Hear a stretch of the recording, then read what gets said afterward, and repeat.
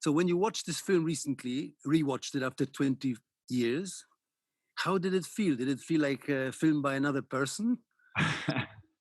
I felt exhausted, honestly. I felt exhausted because, in a way, Trigger, I haven't seen it in literally 20 years. And I don't know if that happened to you, but every scene, it was not about the scene itself. It was as it was about the things that I remember surrounded that scene around, and especially the problems and and what it took to get there, and that in a way triggered me some kind of an anxiety attacks. But it was exciting, and at the same time, I was very shocked in the way I shot it. I mean, I would have never shot a film that way because it's very exhausting, and that's how I feel. It was between a little anxiety and a little bit about all of the amount of energy that it requires to shoot a film that way, which energy that I recognize I probably will not have today to do it. So it was a little exhausting. But didn't you have this thought, what possessed me to make as my first feature film such a big number? It's like it's a huge, huge film, logistically difficult, formally, structurally, everything was a huge challenge, and you're a first time director. Yeah. You don't start with such films usually. I think that in Mexico at that time, especially, your first film, always you knew that it could be your only film. Like most of the directors did one film. Yeah. And if you were super lucky, you did two in your life. First, because there was no money, nobody went to see any Mexican film at that time. It was a period that it was a very bad period for Mexican cinema for many, many, many years. So it was basically non-existent. So your first film normally was kind of in the mercy of the government, and then you just show it to your friends, and that. So in a way, there was an anxiety that runs that it was your only and possibly only opportunity to say something and to express yourself. So I think that has to do with that you want to include everything you wanted to say, theologically, politically, personally, all that thing. So there's that kind of thing. And at the same time, I was lucky to most of the people that work with me in this film, almost all of the head departments, from Rodrigo Prieto to Brigitte Brock in the production design, or Gabriela Diache, or Tita Lombardo. All this team, we have been working together for many years, doing commercials. I have a production company. So in a way, that complexity, it was a language that we have already established between us. So it was my first film, but definitely was not my first time in a set. And I think that combination was lucky for me. And you had great cast, like really very uniquely brilliant and fitting actors, no? I mean, especially Gael, that was his first role, no, ever. Yes, I saw Gael. I worked with him in a commercial, a little piece, that 20 seconds that I did for a radio station, and I saw his eyes. And I'm very fascinated sometimes by the eyes of the actors. I was trying to get to know them by just 10 minutes, right? And he was very kind of observant, and his eyes, in a way, were kind of purple in the screen. Kind of Elizabeth Taylor kind of thing, and it was like a young Alain Delon for me. He was like handsome but not too much, and it was very kind. I don't know. It was kind of a wolf face, and he was 18 years old or something like that. So his eyes were very deep, but his face was very little, like a kid. And it's funny, I said, if I do a film, I will do a film with this guy because I recognize the power that he has in it. And then he actually committed to be an actor. He went to London and he got it. And another thing that I felt very good about it was Emilio Echeverria, who plays the Chivo. I think is maybe the best actor ever in Mexico. I think he was another guy that I count with, that in a way I was lucky to have, because he's a theater actor. So he brought a lot of experience that with Gael was a nice combination, at the beginning and the end of the film, I think. And were you aware when you were shooting it that you were making something rather extraordinary and rare? Because you said earlier that Mexican cinema was going through a bad patch. And did you realize that you were doing something unprecedented? Because it was unprecedented. I remember seeing it at Edinburgh Festival or somewhere, and it really hit you hard. And we'd never seen any Mexican films. We saw some Arturo Ripstein and all sorts of other things, but this was totally out of the blue. We were aware this was, you were breaking some mold. I was not, in a way, saying, "Oh, I'm doing something special," at all. I mean, consciously, I knew that I was doing something very unique and challenging for me. And I have to confess that when I was in a way seeing the material, the dailies, I think we apply this skip bleach process that Mexico City light is very particular and very challenging because it's full of particles of, it's polluted. Yeah. And we are such in a high, we are 2.5 kilometers high altitude. So, and it's so polluted that there's no pristine light. Everything is always kind of hazy and gray, and there's no a lot of contrast. So in a way, it doesn't have the volume that you need. And when we apply this, because we did a lot of tests, Rodrigo and I work a lot in little commercials where we were rehearsing in those commercials, the handheld and this process. And the way the light and the volume and the colors behave beyond the film, I mean, beyond the story and the acting that I was just putting together pieces, it was coming in a very special way. And I knew by some moments that this film was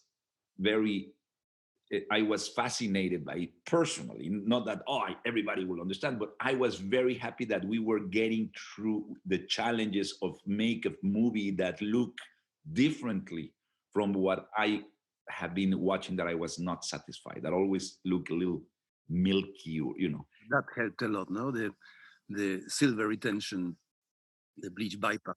That was an early decision, yeah? It was a super early decision because it was that challenge that Mexico City too is, as you know, very concrete, but at the same time, there's a lot of colors in the architecture has a very personalized expression of the people with colors in the walls, and everybody paint their thing. So it's very baroque. I think it was a very good thing to get the X-ray and penetrate through that kind of milky thing that allow us to see the characters and the city and the context in a very beautiful way. I felt that way. Yeah, totally. I mean, it's a very, very punchy, dynamic, visceral film, and there's nothing more visceral than the dogfights, which are today even more shocking than 20 years ago. I think we've become more sensitive now. The people, when we show the film, they went out of the theaters. I remember in Cannes, in the Semana de la Crítica, half of the screen theater went out. Some of them because they didn't like the film, maybe, but some of them because they felt. And in New York Times Film Festival, I remember that there was booze and like 20 people went out. I mean, it was sensitive stuff. And what I'm happy is that when they hit, you swear that they are fighting, but that's the art of cinema. You showed it in Cannes first. That was the premiere, yeah? The Critics Week, we were accepted, thankfully, to Jose Maria Riva, who was the director of the Critics Week, which, as you know, is a non-official section. And the funny anecdote is that we sent the film to Cannes, to the official selection. And there was, as they have these guys in every continent looking for the films that will be selected by different territories. And this guy who was the responsible for getting or to find the good Latin American films, when he saw it, he said, this film will not be accepted. I will not show it to the committee of selections. And we said, why? And he said, because it's too long, it's too violent, and Gilles Jacob will not be sitting 2 hours, 40 minutes in a film with this violence, and this timing doesn't work for Cannes. I said, well, can you just show it to them? Just for them to see? No. So the producers tried to went out to show it, and he threatened that if we do that, he will, boycott the film, or. And we sent it then to the Semana de la Crítica, and Jose Maria Rivas saw it and invited us, and we end up, fortunately, being the underdog, and we won. And it was the best thing it could have happened. Sometimes bad things, but anyway, it was a time that it was difficult for Latin American films to be shown in Cannes, to be honest. It was rare. But what was the reaction? Okay, apart from people who left because of the violence, I mean, you saw it for the first time with an audience. It's a nerve-wracking thing in Cannes, no? It's a nerve-wracking thing. I remember that I smoked like 2 packages of cigarettes. I went out because people was going out in the theater. I went to La Croisette. I remember watching the sea with my wife and smoking. And the funny anecdote is that after it finished, there was Bernardo Bertolucci was the president of the Semana de la Crítica, that Jose Maria Riva had invited him as the president. So he did a little lunch in a little restaurant in Cannes with 6 young directors that we were presenting our films in the Semana de la Crítica. And for me was, Bernardo Bertolucci. So I arrived late because that day my film was presenting. They were already in the middle of the thing. And I arrived all sweaty. And Bernardo said, what happened, Alejandro? I said, well, I feel so nervous, and it's so weird to show something that has been in your womb for so many months and then show it to the world. It's like, and I said to him, Bernardo, Mr. Maestro Bertolucci, I envy you so much being Bernardo Bertolucci. And now you know that you are Bertolucci and you present your film and you don't have to be nervous. And I remember that he was taking a little martini and he just stopped, finished his olive in the mouth, and he said, Alejandro, I'm sorry, you are wrong. I said, what do you mean I'm wrong? He said, from now on, every time will be even worse than this one. And I said, oh, come on. He said, yes, you will see. And it's true. He was right. I mean, you don't get confidence by being an experienced filmmaker. Actually, every film becomes more painful to share. And I remember that he was right about that. Anyway, that was my baptism of being warned about how difficult it is sometimes to have something so personal and then to show it. You know that very well. Yeah, it's something. And also, you're less. You're more naive. You're less critical of yourself, I suppose. But you've gone. You've evolved interestingly, formally as well. Your films you've become a master of the developing shot now. Amores Perros, which is so dynamic handheld and everything. Now you've got these spectacular long shots.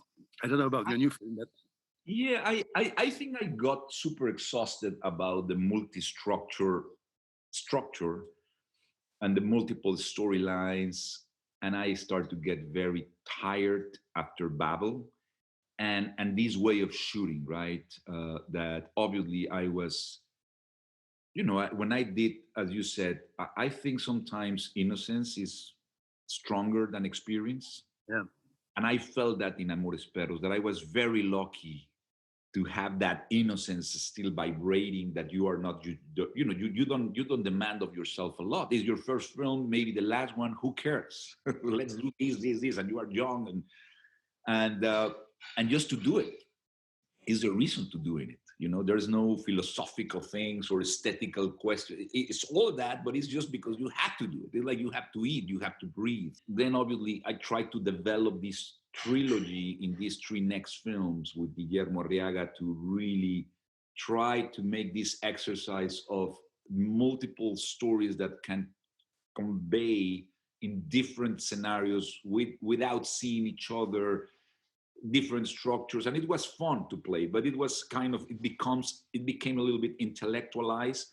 And the way I was shooting things, with the classic master and then cut and 2 shot and single, the editing was exhausting. I remember I spent 8 months in my house editing Amores Perros, so the amount of choices I had, the way it could be infinite possibilities, it was overwhelming. And I decided to say, more rigor.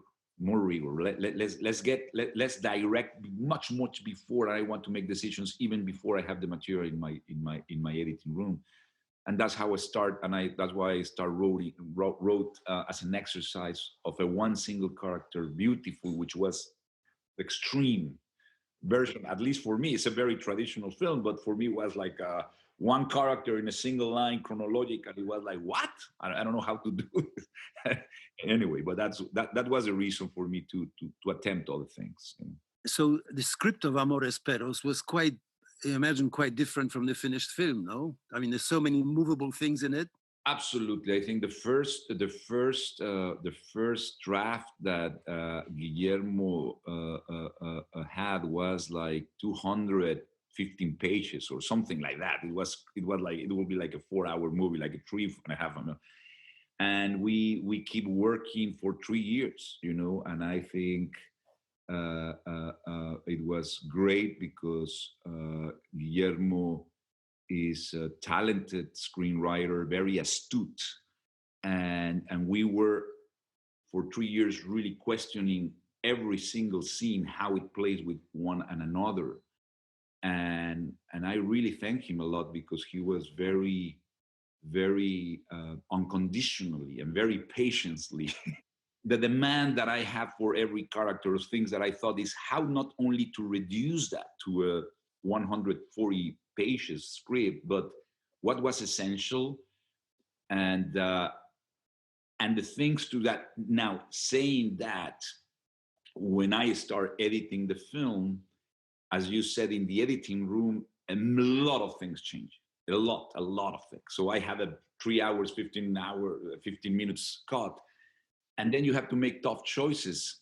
And in this kind of a structure, it's allowed to make choices that really you change time and things. So yeah, I discover a lot of things in the editing room. So yeah, it ended up being differently, but at the same time, spiritually, I think it contained the cell that we were trying to do it. So it's like a big lesson, the film, yeah? You must have learned a lot.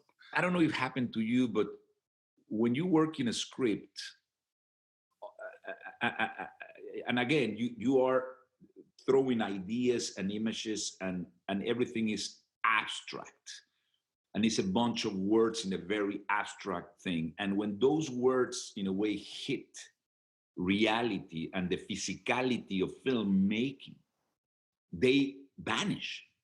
Yeah. So in a way, directing is to translate the emotions and the conflicts of human beings in images, and that is it sounds simple, but in a way, I think what I learned is that I was very happy after 3 years working and hard work of Guillermo and me getting this to be ready. I felt very safe. But once I start rehearsing, yeah, and see that some things that I have it in my mind perfectly and say, oh, this is beautiful, it didn't work.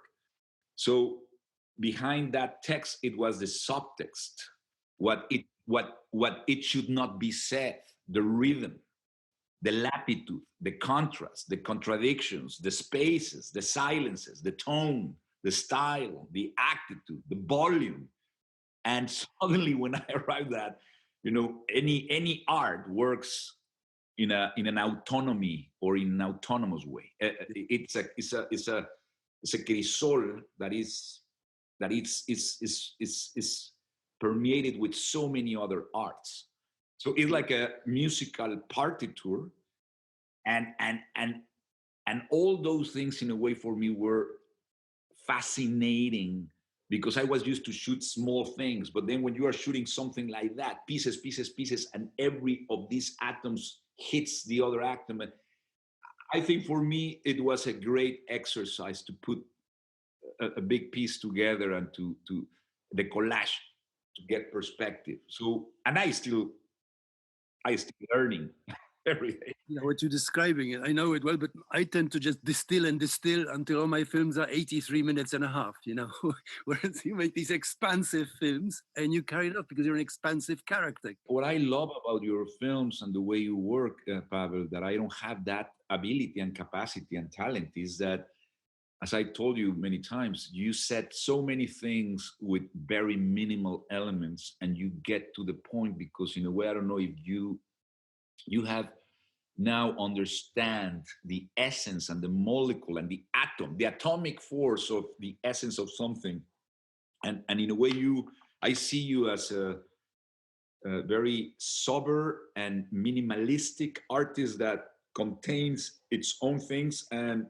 you say a lot with little. So like, and I have to confess that I find myself, and maybe it has to do with my culture. I mean, you're a generous, open, expansive guy. No, but I feel that sometimes I'm not I'm not minimalistic. I'm maximalistic. You know, I consider myself like really.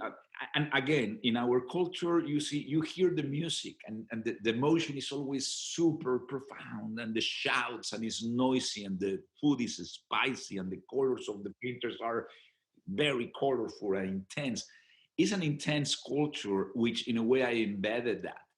And I cannot see myself holding all that to become in that sense, because that's the way I express myself. So, and I recognize that, but I have been learning to balance.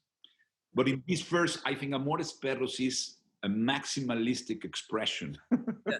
And I tell you, when I saw you like introduce your film and talk about it, I think in Edinburgh Festival, I said, yeah, this guy is like this film. I didn't know you then, but this guy made this film for sure.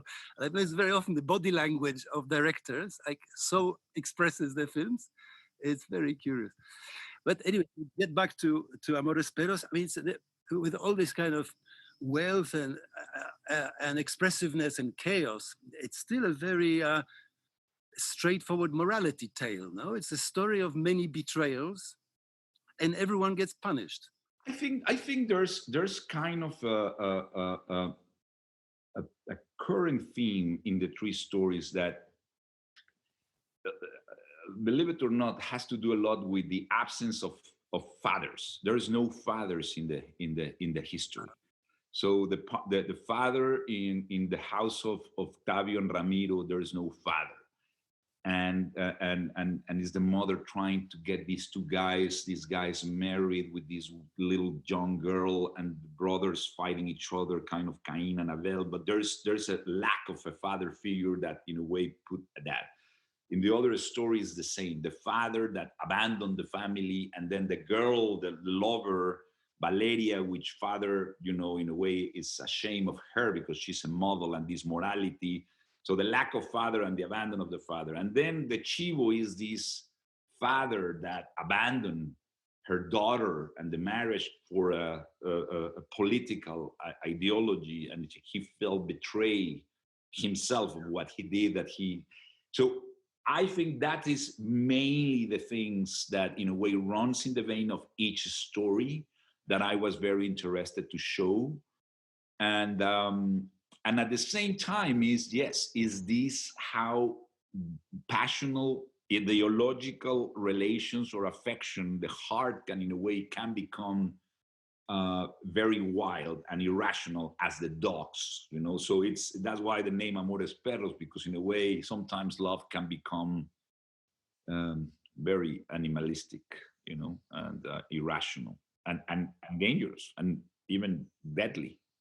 Many times, But everyone gets the just deserves in it, I remember that at that time they were saying that why the violence and the dogs. And I said, I don't like violence that do not have any consequences, because violence has a consequences no matter what.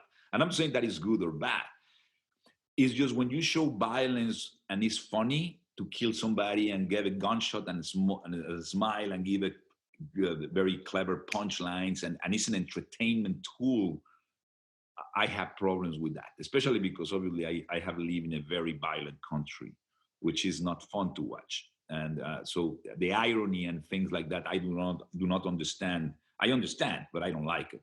Yeah. What I'm saying is, what I wanted to show is that these decisions of these characters, that the decision of Gael, or the character Octavio, to send to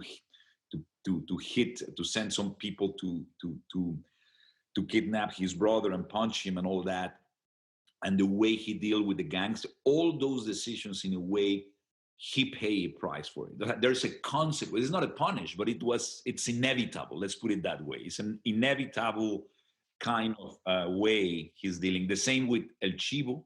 He did a decision in his life and has an inevitable lack of relation with the daughter. And the dog that killed El Chivo dogs, I mean, he learned from him because suddenly he saw himself in that dog that has killed brutally his family.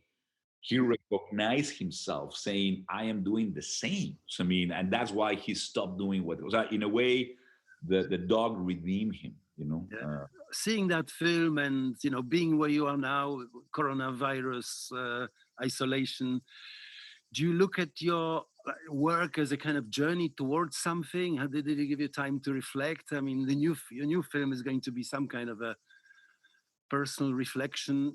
I'm very excited because I am actually 20 years exactly later returning in 2 weeks to Mexico City to start my next film. I haven't shot in Mexico City. I have shot in Mexico, in Babel. I shot in Tijuana and in the border and in Sonora. So I shot like a third in Mexico, but not in Mexico City. So for the first time in 20 years, I would shoot again in my own city. And it's going to be a journey. Things has changed enormously. Not only in the cinema environment and culture. I think now there's incredible amount of great directors and great talent, and a lot of the films are very, you know, I don't know. It has become another thing. The reality of filmmaking in Mexico. It's a lot of. There's like 250 films produced every year. At the time that I did Amores Perros, it was 7 to 9 films produced a year. Now it's 250. So I used to think about. And so it's a very effervescent culture and complicated. And I'm coming back to do a film a little bit about that, about identity and memory, and obviously with humor and candor. And but I think the relation and the point of view is going to be a very lively and very exciting experience for me. So let's see what happens. Good luck, cabron. Take care. Pavel, thank you very much for doing this, cabron. And I wait for your next film. All right. Well, thank you very much, Pavel. Pleasure. Good to see you. Well, see you.